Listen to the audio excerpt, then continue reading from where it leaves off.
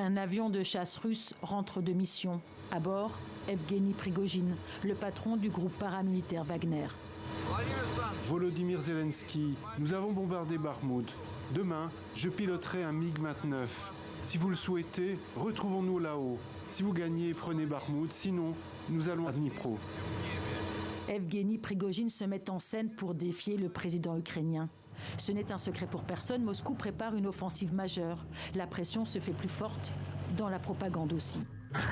Le ministère russe de la Défense vient de diffuser plusieurs vidéos.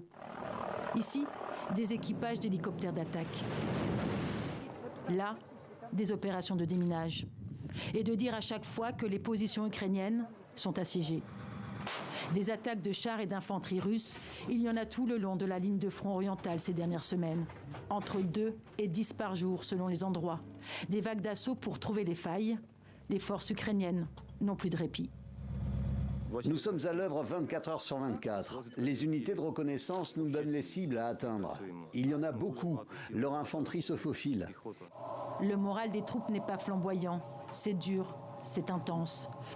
Dans un champ gelé du Donbass, Igor présente son T-64, un vieil engin rouillé fabriqué 24 ans avant sa naissance. Ce qui lui ferait du bien, recevoir enfin les nouveaux chars, les Léopards, les Abrams et les Challenger promis par les Occidentaux. Je ne les ai jamais vus en vrai, juste sur Internet. C'est clair qu'il nous faut apprendre à les utiliser. Je pense que 2 semaines suffisent amplement pour apprendre à les faire fonctionner.